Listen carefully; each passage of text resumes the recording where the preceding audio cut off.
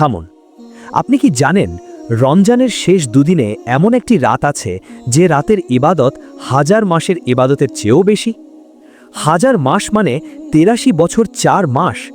একটি রাত, মাত্র একটি রাত, আর সেই এক রাতের ইবাদত আপনার পুরো জীবনের ইবাদতের চেয়েও বেশি মূল্যবান। আর সেই রাতে একটি মাত্র দোয়া আছে যেটা রাসূলুল্লাহ সাল্লাল্লাহু আলাইহি ওয়াসাল্লাম নিজে আয়েশা রাদিয়াল্লাহু আনহাকে শিখিয়েছেন। তিনি বলেছেন, এই দোয়াটি পড়ো, শুধু এই দোয়াটি। আর এই দোয়া পড়লে আল্লাহ আপনার সব গুনাহ মাফ করে দেবেন। সব, ছোট গুনাহ, বড় গুনাহ, পুরনো গুনাহ, নতুন গুনাহ, সব। কিন্তু কি সেই দোয়া? কিভাবে পড়বেন? কখন পড়বেন? কতবার পড়বেন? আজ এই ভিডিওতে আমি আপনাকে রমজানের শেষ দুদিনের সবচেয়ে শক্তিশালী আমলটি শেখাবো। এমন একটি আমল যেটা আপনার জীবন বদলে দিতে পারে, আপনার গুনাহের পাহাড় গলিয়ে দিতে পারে, আপনার আখিরাত সাজিয়ে দিতে পারে। শুধু একটি শর্ত, শেষ পর্যন্ত দেখুন, কারণ শেষে এমন কিছু বলবো যা শুনলে আপনি কাঁদবেন। বিসমিল্লাহ, চলুন শুরু করি। রমজান মাস আল্লাহ সুবহানাহু ওয়া তাআলার সবচেয়ে প্রিয় মাস, রহমতের মাস, মাগফিরাতের মাস, জাহান্নাম থেকে মুক্তির মাস। কিন্তু রমজানের মধ্যেও একটি অংশ আছে যেটা বাকি সব অংশের চেয়ে বেশি মূল্যবান। সেটা হলো রমজানের শেষ 10 দিন। আর শেষ 10 দিনের মধ্যেও সবচেয়ে গুরুত্বপূর্ণ হলো শেষ বেজোর রাতগুলো, 21, 23, 25, 27 এবং 29 তারিখের রাত। আর এই রাতগুলোর মধ্যে লুকিয়ে আছে লাইলাতুল কদর, ভাগ্য রজনী, শবে কদর। এমন একটি রাত যার সম্পর্কে আল্লাহ সুবহানাহু ওয়া তাআলা পবিত্র কোরআনে একটি পূর্ণ সূরা নাজিল করেছেন, সূরা আল কদর, 97 নম্বর সূরা। আল্লাহ বলেন, ইন্না আনজালনাহু ফি লাইলাতিল কদর, নিশ্চয়ই আমি এটি নাজিল করেছি কদরের রাতে। ওয়ামা আদরাকা মা লাইলাতুল কদর, আর আপনি কি জানেন কদরের রাত কি? লাইলাতুল কদরি খৈরুম মিন আলফি শাহর, কদরের রাত 1000 মাসের চেয়ে উত্তম। চিন্তা করুন একবার, আল্লাহ নিজে প্রশ্ন করছেন, আপনি কি জানেন কদরের রাত কি? এই প্রশ্নের উদ্দেশ্য হলো আমাদের চোখ খুলে দেওয়া, আমাদের বোঝানো এই রাতের মর্যাদা তোমার কল্পনার বাইরে। 1000 মাসের চেয়ে উত্তম। 1000 মাস মানে 83 বছর 4 মাস। একজন মানুষের গড় আয়ু যদি 60-70 বছর হয়, তাহলে এই একটি রাতের ইবাদত তার পুরো জীবনের ইবাদতের চেয়ে বেশি। আল্লাহ এই রাতটি দিয়েছেন আমাদের এই উম্মতকে, কারণ আগের উম্মতরা 1000 বছর বেঁচে থাকতেন, তারা বেশি ইবাদত করতে পারতেন। আমাদের আয়ু কম, তাই আল্লাহ আমাদের জন্য এই এক রাত দিয়ে সেই ঘাটতি পূরণ করে দিয়েছেন। এটা আল্লাহর রহমত, এটা আল্লাহর দয়া, এটা আল্লাহর ভালোবাসা। কিন্তু প্রশ্ন হলো, এই রাত কোনটা? ঠিক কোন রাতে লাইলাতুল কদর? রাসূলুল্লাহ সাল্লাল্লাহু আলাইহি ওয়াসাল্লাম বলেছেন, সহিহ বুখারীতে আয়েশা রাদিয়াল্লাহু আনহা থেকে বর্ণিত, তোমরা রমজানের শেষ দশকের বেজোর রাতগুলোতে লাইলাতুল কদর তালাশ করো, অর্থাৎ 21, 23, 25, 27 অথবা 29 তারিখের রাত। যে কোনো একটি রাত হতে পারে। আল্লাহ ইচ্ছা করেই এটি গোপন রেখেছেন। কেন? যাতে আমরা প্রতিটি রাতেই ইবাদত করি, যাতে আমরা অলস না হই, যাতে আমরা সব রাতেই চেষ্টা করি। আর যখন রমজানের শেষ 2 দিন বাকি, তখন 29 তারিখের রাত অত্যন্ত গুরুত্বপূর্ণ, কারণ এটি শেষ বেজোর রাত। এটি হতে পারে আপনার জীবনের সবচেয়ে মূল্যবান রাত। এই রাত মিস করলে আগামী 1 বছর অপেক্ষা করতে হবে। আর কে জানে আগামী রমজান আমরা পাবো কিনা। রমজানের শেষ 10 দিনে রাসূলুল্লাহ সাল্লাল্লাহু আলাইহি ওয়াসাল্লাম কেমন ছিলেন? সহিহ বুখারীতে ও মুসলিমে আয়েশা রাদিয়াল্লাহু আনহা থেকে বর্ণিত, যখন রমজানের শেষ দশক আসত, রাসূলুল্লাহ সাল্লাল্লাহু আলাইহি ওয়াসাল্লাম তার কোমর বেঁধে নিতেন, রাত জেগে ইবাদত করতেন এবং তার পরিবারকেও জাগাতেন। সাদ্দা বিজারাহু, কোমর বেঁধে নেওয়া। এর অর্থ হলো তিনি পূর্ণ প্রস্তুতি নিতেন, সব কিছু ছেড়ে দিয়ে শুধু ইবাদতে মনোযোগ দিতেন, দুনিয়ার সব ব্যস্ততা বন্ধ করে দিতেন। আহিয়া লাইলাহু, তিনি রাত জাগাতেন, পুরো রাত, ফজর পর্যন্ত, ঘুমাতেন না, নামাজ পড়তেন, কোরআন তিলাওয়াত করতেন, দোয়া করতেন, কাঁদতেন, ইস্তেগফার করতেন। ওয়া আইকাজা আহলাহু, এবং তার পরিবারকেও জাগাতেন। তিনি শুধু নিজে ইবাদত করতেন না, তার স্ত্রীদের, তার কন্যাদের, তার পরিবারের সবাইকে জাগাতেন, কারণ এই রাতের বরকত থেকে কেউ যেন বঞ্চিত না হয়। আর তিনি এই 10 দিনে ইয়াতিকাফ করতেন মসজিদে নববীতে, দুনিয়া থেকে সম্পূর্ণ বিচ্ছিন্ন হয়ে শুধু আল্লাহর সাথে সময় কাটাতেন। এখন চিন্তা করুন, তিনি হলেন রাসূলুল্লাহ সাল্লাল্লাহু আলাইহি ওয়াসাল্লাম। তার সব গুনাহ আগে থেকেই মাফ করা ছিল, তার জান্নাত নিশ্চিত ছিল, তারপরেও তিনি এতটা কষ্ট করে ইবাদত করতেন। আর আমরা, আমাদের গুনাহের খাতা ভরা, আমাদের জান্নাতের কোনো গ্যারান্টি নেই, তারপরেও আমরা এই রাতগুলোতে ঘুমিয়ে থাকি, ফোনই সময় নষ্ট করি, সিরিজ দেখি, গল্প করি। আল্লাহ আমাদের ক্ষমা করুন। এবার আসি সেই দোয়ার কথায়, সেই একটি দোয়া যেটা এই ভিডিওর প্রাণ। সুনানে তিরমিজিতে আয়েশা রাদিয়াল্লাহু আনহা থেকে বর্ণিত, ইমাম তিরমিজি রাহিমাহুল্লাহ এই হাদিসটিকে হাসান সহি বলেছেন। ইমাম ইবনে মাজাও এটি বর্ণনা করেছেন। ইমাম আহমদও তার মুসনাদে বর্ণনা করেছেন।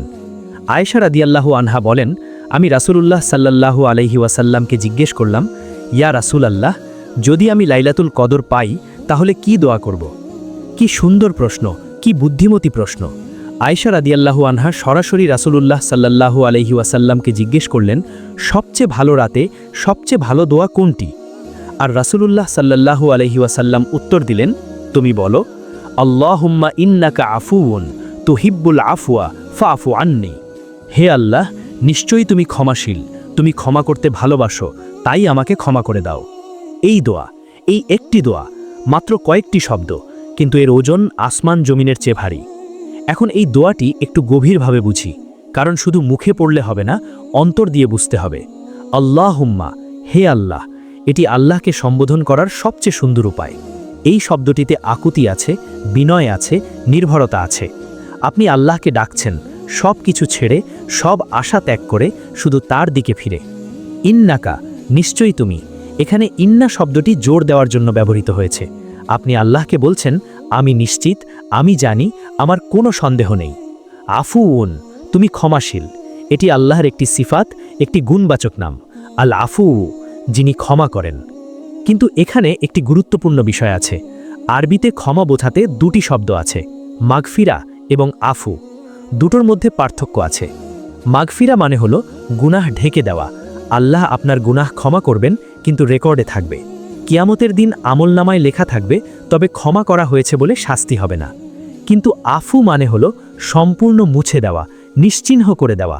আমলনামা থেকে সেই গুনাহ এমনভাবে মুছে যাবে যেন সেটা কখনো হয়নি, কোনো চিহ্ন থাকবে না, কোনো রেকর্ড থাকবে না। কিয়ামতের দিন ফেরেশতারা দেখবে সেখানে কিছুই লেখা নেই। এটা কি বুঝতে পারছেন? এটা মাগফিরার চেয়েও বড়। আপনি আল্লাহর কাছে শুধু ক্ষমা চাইছেন না, আপনি চাইছেন পুরোটাই মুছে দিতে, যেন সেই গুনাহ কখনো করাই হয়নি, যেন আপনার আমলনামা একদম পরিষ্কার। আর পরের অংশটি আরও সুন্দর, তুহিব্বুল আফওয়া, তুমি ক্ষমা করতে ভালোবাসো। এখানে আপনি আল্লাহকে তার নিজের গুণ দিয়ে ডাকছেন। আপনি বলছেন, হে আল্লাহ, তুমি শুধু ক্ষমা করতে পারো না, তুমি ক্ষমা করতে ভালোবাসো। এটা তোমার প্রিয় কাজ, তুমি ক্ষমা করে আনন্দ পাও। এটা আল্লাহর একটি অসাধারণ গুণ। তিনি ক্ষমা করতে ভালোবাসেন, তিনি চান আমরা তার কাছে ক্ষমা চাই। তিনি অপেক্ষা করেন কখন তার বান্দা ফিরে আসবে, কখন ক্ষমা চাইবে। সহি মুসলিমে আবু হুরাইরা রাদিয়াল্লাহু আনহু থেকে বর্ণিত, রাসূলুল্লাহ সাল্লাল্লাহু আলাইহি ওয়াসাল্লাম বলেছেন, আল্লাহ রাতের শেষ তৃতীয়াংশে প্রতি রাতে দুনিয়ার আকাশে নেমে আসেন এবং বলেন, কে আমাকে ডাকবে, আমি তার ডাকে সাড়া দেব। কে আমার কাছে চাইবে, আমি তাকে দেব। কে আমার কাছে ক্ষমা চাইবে, আমি তাকে ক্ষমা করব। প্রতি রাতে আল্লাহ প্রতি রাতে জিজ্ঞেস করছেন, কেউ কি আছো? কিন্তু আমরা ঘুমিয়ে থাকি। আর রমজানের শেষ রাতগুলোতে এই সুযোগ আরও বেশি বড়, কারণ এই রাতে লাইলাতুল কদর হতে পারে। আর লাইলাতুল কদরে ক্ষমা চাইলে তার মূল্য 1000 মাসের ক্ষমা চাওয়ার সমান। দোয়ার শেষ অংশ, ফাফু আন্নি, তাই আমাকে ক্ষমা করে দাও। ফা, তাই, সুতরাং। আপনি যুক্তি দিচ্ছেন, আপনি বলছেন, যেহেতু তুমি ক্ষমাশীল, যেহেতু তুমি ক্ষমা করতে ভালোবাসো, তাই আমাকে ক্ষমা করো। এটা তোমার গুণের দাবি, এটা তোমার ভালোবাসার দাবি। আন্নি, আমাকে, ব্যক্তিগত, শুধু আমাকে। আমি এই দুর্বল বান্দা, এই গুনাহগার, এই অসহায় মানুষ, আমাকে ক্ষমা করো। কি সুন্দর দোয়া, কি গভীর দোয়া, কি শক্তিশালী দোয়া।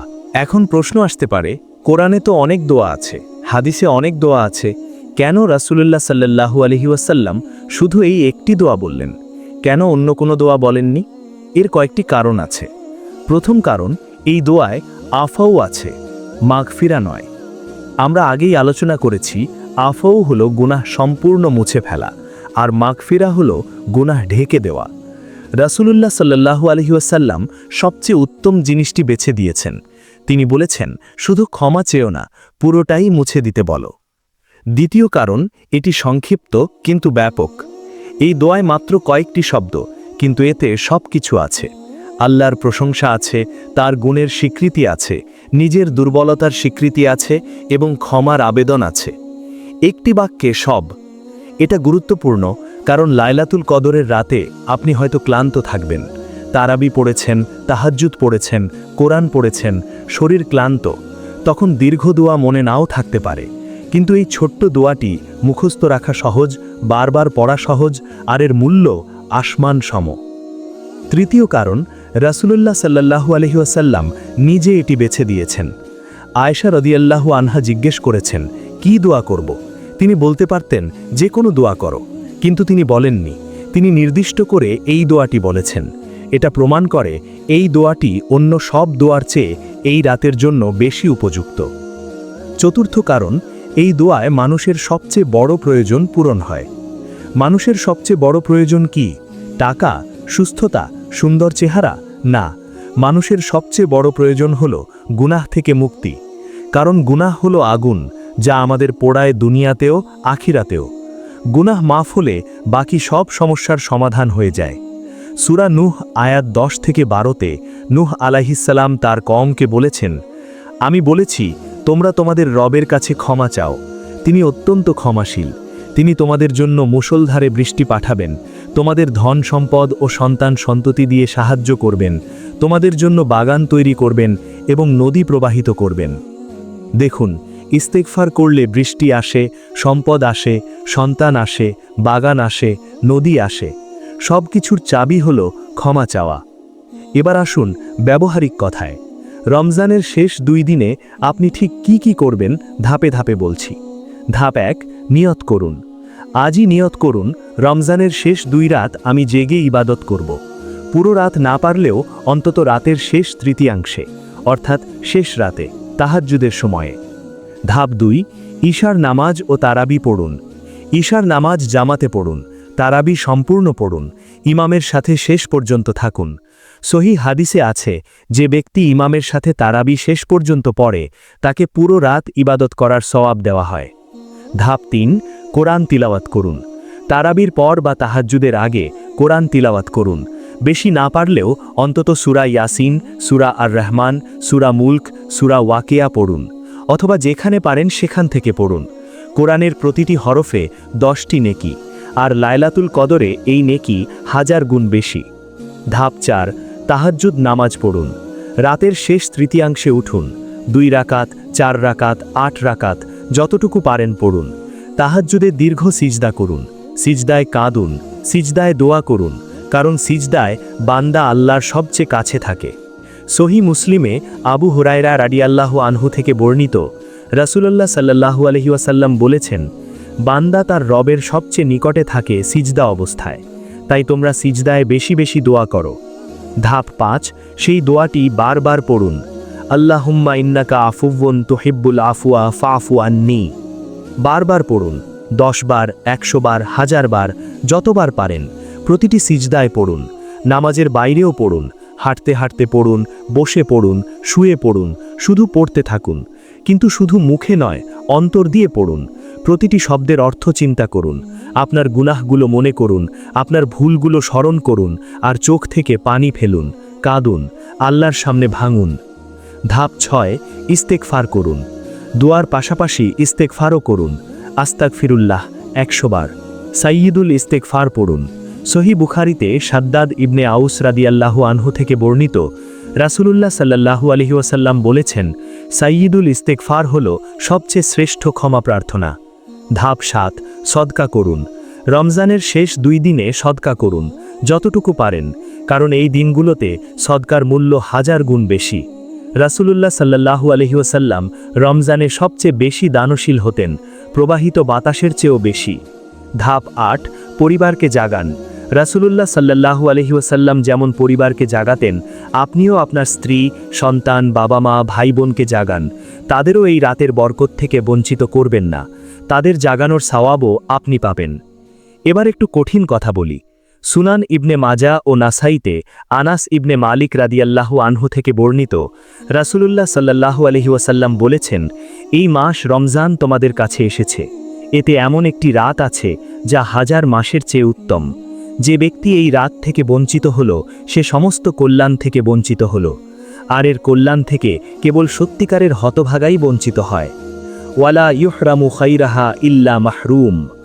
শুধু প্রকৃত হতভাগাই বঞ্চিত হয়। এটা রাসূলুল্লাহ সাল্লাল্লাহু আলাইহি ওয়াসাল্লামের কথা। তিনি বলছেন, এই রাত পেয়েও যে ইবাদত করল না, সে মাহরুম, সে বঞ্চিত, সে হতভাগা। ভাবুন একবার, সারা বছরে এই রাত মাত্র একবার আসে, 365 দিনে মাত্র একবার, আর এই একটি রাত মিস করলে আগামী 365 দিন অপেক্ষা। কিন্তু সবচেয়ে ভয়ের কথা হলো, আগামী রমজান আমরা পাবো কিনা সেটা কে জানে। গত রমজানে যারা আমাদের সাথে ছিলেন তাদের অনেকেই এবার নেই, তারা কবরে, আর আগামী রমজানে হয়তো আমরাই থাকব না। তাই এই রাতগুলোকে সিরিয়াসলি নিন। এটা কোনো খেলা নয়, এটা আপনার জান্নাত ও জাহান্নামের বিষয়। লাইলাতুল কদরের রাতে পৃথিবীতে কি ঘটে সেটা জানলে আপনি অবাক হবেন। সূরা আল কদর আয়াত 4 থেকে 5।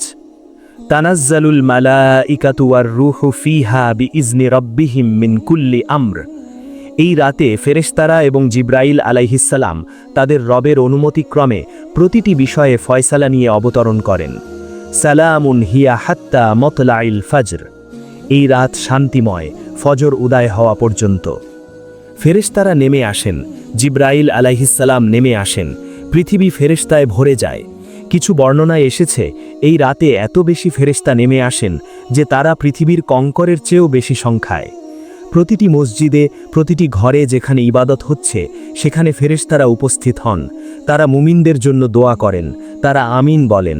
আর সালাম, শান্তি, পুরো রাত শান্তিতে ভরা। কোনো অনিষ্ট নেই, কোনো শয়তানের কাজ নেই, কোনো খারাপ কিছু নেই, শুধু শান্তি, রহমত, বরকত, ফজর পর্যন্ত। এই রাতে আপনি যখন সিজদায় যাবেন আপনার চারপাশে ফেরেশতারা থাকবে। আপনি যখন দোয়া করবেন ফেরেশতারা আমিন বলবে। আপনি যখন কাঁদবেন ফেরেশতারা আপনার জন্য আল্লাহর কাছে সুপারিশ করবে। আর এই রাতে আপনার আগামী 1 বছরের ভাগ্য নির্ধারিত হবে। কে বাঁচবে, কে মরবে, কে ধনী হবে, কে গরিব হবে, কে সুখী হবে, কে দুঃখী হবে, সব এই রাতে লেখা হবে। সূরা আদ-দুখান আয়াত 3 থেকে 4। নিশ্চয়ই আমি এটি এক বরকতময় রাতে নাজিল করেছি। নিশ্চয়ই আমি সতর্ককারী। এই রাতে প্রতিটি প্রজ্ঞামূলক বিষয়ের ফয়সালা করা হয়। আপনি কি চান আপনার আগামী বছরের ভাগ্য ভালো হোক? তাহলে এই রাতে দোয়া করুন, কাঁদুন, চান, আল্লাহর কাছে সব চান। এখন একটি অত্যন্ত গুরুত্বপূর্ণ বিষয় বলি। অনেকে মনে করেন শুধু আল্লাহুম্মা ইন্নাকা আফুউন তুহিব্বুল আফওয়া ফাআফু আন্নি পড়লেই সব গুনাহ মাফ হয়ে যাবে। কিন্তু বিষয়টি এত সরল নয়। ক্ষমা পাওয়ার কিছু শর্ত আছে। প্রথম শর্ত, তওবা করতে হবে। শুধু দোয়া পড়া যথেষ্ট নয়, তওবা করতে হবে। তওবার 3টি শর্ত আছে। প্রথমত, গুনাহ ছেড়ে দিতে হবে। দ্বিতীয়ত, অতীতের গুনাহের জন্য অনুতপ্ত হতে হবে। তৃতীয়ত, ভবিষ্যতে আর সেই গুনাহ না করার দৃঢ় সংকল্প করতে হবে। যদি গুনাহটি কোনো মানুষের হক সম্পর্কিত হয় তাহলে চতুর্থ শর্ত আছে, সেই মানুষের কাছ থেকে ক্ষমা চাইতে হবে বা তার হক আদায় করতে হবে। দ্বিতীয় শর্ত, অন্তর থেকে পড়তে হবে। শুধু জিহ্বা দিয়ে নয়, অন্তর দিয়ে পড়তে হবে। আল্লাহর সামনে নিজেকে ছোট মনে করতে হবে। নিজের গুনাহের কথা মনে করে লজ্জিত হতে হবে। চোখ ভিজতে হবে, অন্তর ভাঙতে হবে। তৃতীয় শর্ত, আল্লাহর ওপর পূর্ণ বিশ্বাস রাখতে হবে। আল্লাহ ক্ষমা করবেন এই বিশ্বাস নিয়ে দোয়া করতে হবে, কোনো সন্দেহ নয়। আল্লাহ বলেছেন সূরা আজ-জুমার আয়াত 53, বলো, হে আমার বান্দারা, যারা নিজেদের ওপর অত্যাচার করেছ, তোমরা আল্লাহর রহমত থেকে নিরাশ হইও না। নিশ্চয়ই আল্লাহ সমস্ত গুনাহ ক্ষমা করে দেন। তিনি অত্যন্ত ক্ষমাশীল, দয়ালু। সমস্ত গুনাহ, আল্লাহ নিজে বলছেন সমস্ত। তাই আপনার গুনাহ যত বড়ই হোক, আল্লাহর রহমত তার চেয়ে বড়। আপনার গুনাহ যত পুরনোই হোক, আল্লাহর ক্ষমা তার চেয়ে শক্তিশালী। এবার চোখ বন্ধ করুন, কল্পনা করুন রমজানের 29 তারিখের রাত, শেষ বেজোড় রাত। হতে পারে এটাই লাইলাতুল কদর। রাত গভীর হচ্ছে, পৃথিবী নীরব, ঘরের সবাই ঘুমিয়ে গেছে, আপনি একা। আপনি একটি জায়নামাজে দাঁড়িয়েছেন, ঘরের লাইট বন্ধ, শুধু চাঁদের আলো জানালা দিয়ে আসছে। আপনি তাকবীরে তাহরিমা বলে হাত বাঁধলেন, সূরা ফাতিহা পড়লেন, তারপর সূরা ইখলাস, কুল হুয়াল্লাহু আহাদ আল্লাহুস সামাদ। আপনার গলা কাঁপছে, চোখে পানি আসছে। রুকুতে গেলেন, সুবহানা রাব্বিয়াল আযীম 3 বার, ধীরে ধীরে, প্রতিটি শব্দ অনুভব করে। তারপর সিজদায় গেলেন, মাথা মাটিতে। আপনি মাটি থেকে সৃষ্ট, মাটিতে ফিরে যাবেন। সেই মাটিতে কপাল রেখেছেন, আর আপনার রব আরশে আজিমের ওপরে, তিনি আপনাকে দেখছেন। আর আপনি বলছেন আল্লাহুম্মা ইন্নাকা আফুউন। চোখ থেকে পানি ঝরছে, জায়নামাজ ভিজে যাচ্ছে। তুহিব্বুল আফওয়া। আপনার জীবনের সব ভুল মনে পড়ছে, সেই মিথ্যেটা, সেই গীবতটা, সেই হারামটা, সেই নামাজটা যেটা ছেড়ে দিয়েছিলেন, সেই মায়ের সাথে দুর্ব্যবহারটা, সেই মানুষটার হক যেটা মেরে দিয়েছিলেন, সব মনে পড়ছে। আর আপনি কাঁদছেন, হাউমাউ করে কাঁদছেন। ফাফু আন্নি, আমাকে ক্ষমা করো, আমাকে মুছে দাও, আমাকে পরিষ্কার করো, আমি আর পারছি না এই গুনাহের বোঝা বহন করতে, আমি আর পারছি না। আর ঠিক সেই মুহূর্তে আল্লাহ সুবহানাহু ওয়া তাআলা, যিনি সবচেয়ে দয়ালু, সবচেয়ে ক্ষমাশীল, সবচেয়ে রাহমানুর রাহিম, তিনি আপনার দিকে তাকিয়ে আছেন। তিনি আপনার কান্না দেখছেন, তিনি আপনার অনুতাপ দেখছেন, তিনি আপনার ভাঙা হৃদয় দেখছেন, আর তিনি ক্ষমা করে দিচ্ছেন। আপনার আমলনামা থেকে গুনাহ মুছে যাচ্ছে একটি একটি করে। ছোট গুনাহ, বড় গুনাহ, পুরনো গুনাহ, নতুন গুনাহ, সব মুছে যাচ্ছে, যেন কখনো করাই হয়নি। আর ফেরেশতারা যারা আপনার চারপাশে দাঁড়িয়ে আছেন, তারা আমিন বলছেন, তারা আপনার জন্য দোয়া করছেন, তারা আপনার জন্য খুশি হচ্ছেন। সহিহ মুসলিমে আবু হুরায়রা রাদিয়াল্লাহু আনহু থেকে বর্ণিত, রাসূলুল্লাহ সাল্লাল্লাহু আলাইহি ওয়াসাল্লাম বলেছেন, যে ব্যক্তি ঈমানের সাথে এবং সওয়াবের আশায় লাইলাতুল কদরের রাত জেগে ইবাদত করে, তার পূর্ববর্তী সমস্ত গুনাহ ক্ষমা করে দেওয়া হয়। সমস্ত গুনাহ, এটাই সেই রাত, এটাই সেই সুযোগ, এটাই সেই মুহূর্ত যেটা আপনার পুরো জীবন বদলে দিতে পারে। আমরা জানলাম রমজানের শেষ 2 দিনের সবচেয়ে শ্রেষ্ঠ আমল একটি দোয়া, আল্লাহুম্মা ইন্নাকা আফুউন তুহিব্বুল আফওয়া ফাফু আন্নি। হে আল্লাহ, নিশ্চয়ই তুমি ক্ষমাশীল, তুমি ক্ষমা করতে ভালোবাসো, তাই আমাকে ক্ষমা করে দাও। এই দোয়া শুধু একটি দোয়া নয়, এটি আল্লাহর সাথে আপনার সম্পর্কের সেতু, এটি আপনার গুনাহের পাহাড় ভাঙার হাতিয়ার, এটি আপনার জান্নাতের চাবি। শিক্ষা 1, আল্লাহ ক্ষমা করতে ভালোবাসেন। আপনার গুনাহ যত বড়ই হোক, আল্লাহর রহমত তার চেয়ে বড়। কখনো নিরাশ হবেন না, কখনো ভাববেন না যে আমাকে আল্লাহ ক্ষমা করবেন না। এটা শয়তানের ওয়াসওয়াসা। আল্লাহ নিজে বলেছেন, আমি সমস্ত গুনাহ ক্ষমা করি। তাই আপনার গুনাহ যত বড়ই হোক, আল্লাহর রহমত তার চেয়ে বড়। আপনার গুনাহ যত পুরনোই হোক, আল্লাহর ক্ষমা তার চেয়ে শক্তিশালী। সুযোগ সীমিত, রমজান চলে যাচ্ছে, শেষ 2 দিন বাকি। এই সুযোগ আবার আসবে কিনা আল্লাহই জানেন। তাই আজই শুরু করুন, এখনই শুরু করুন, একটি মুহূর্তও নষ্ট করবেন না। ইবাদত শুধু নিজের জন্য নয়, পরিবারকেও জাগান, বন্ধুদের মনে করিয়ে দিন, এই ভিডিও শেয়ার করুন। কারণ আপনি যদি একজন মানুষকেও এই রাতের গুরুত্ব বোঝাতে পারেন এবং সে ইবাদত করে ক্ষমা পায়, তাহলে সেই সওয়াবের একটি অংশ আপনিও পাবেন। ক্ষমা চাওয়া দুর্বলতা নয়।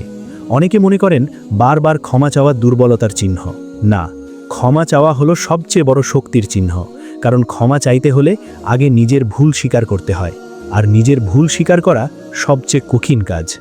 রাসূলুল্লাহ সাল্লাল্লাহু আলাইহি ওয়াসাল্লাম, যার সব গুনাহ মাফ করা ছিল, তিনি প্রতিদিন 70 বারের বেশি ইস্তিগফার করতেন। কোনো কোনো বর্ণনায় 100 বারের কথা এসেছে। তাহলে আমরা কারা যে ইস্তিগফার করব না? আমি জানি না এই ভিডিও কে কে দেখছেন। হয়তো আপনি অনেক কষ্টে আছেন, হয়তো আপনার জীবনে অনেক সমস্যা, হয়তো আপনি এমন গুনাহ করে ফেলেছেন যেটা নিয়ে আপনি রাতে ঘুমাতে পারেন না। আমি আপনাকে বলছি, আল্লাহ আপনাকে ছাড়েননি। আল্লাহ আপনাকে এই ভিডিও দেখাচ্ছেন কারণ তিনি আপনাকে ক্ষমা করতে চান, তিনি আপনাকে সুযোগ দিচ্ছেন। আগামী রাতে জায়নামাজে দাঁড়ান, সিজদায় যান এবং বলুন, আল্লাহুম্মা ইন্নাকা আফুউন তুহিব্বুল আফওয়া ফাফু আন্নি। বারবার বলুন, কাঁদুন, ভাঙুন, আল্লাহর কাছে সব ঢেলে দিন। আর আল্লাহ, যিনি আফু, যিনি গফুর, যিনি রাহিম, তিনি আপনাকে ক্ষমা করবেন ইনশাআল্লাহ। আল্লাহ আমাদের সবাইকে লাইলাতুল কদর পাওয়ার তৌফিক দান করুন, আমাদের সব গুনাহ মাফ করুন, আমাদের জান্নাতুল ফিরদাউস দান করুন, আমাদের জাহান্নাম থেকে মুক্তি দিন। আমিন ইয়া রব্বাল আলামিন। এই ভিডিও শেয়ার করুন, আপনার বাবা মাকে পাঠান, আপনার স্ত্রী সন্তানকে দেখান, আপনার বন্ধুদের পাঠান। কারণ একজন মানুষও যদি এই দোয়া শিখে ক্ষমা পায়, তার সওয়াবের ভাগ আপনিও পাবেন। রাসূলুল্লাহ সাল্লাল্লাহু আলাইহি ওয়াসাল্লাম বলেছেন, তোমরা আমার পক্ষ থেকে একটি আয়াত হলেও পৌঁছে দাও। আল্লাহ হাফেজ। ওয়াসসালামু আলাইকুম ওয়া রাহমাতুল্লাহি ওয়া বারাকাতুহু।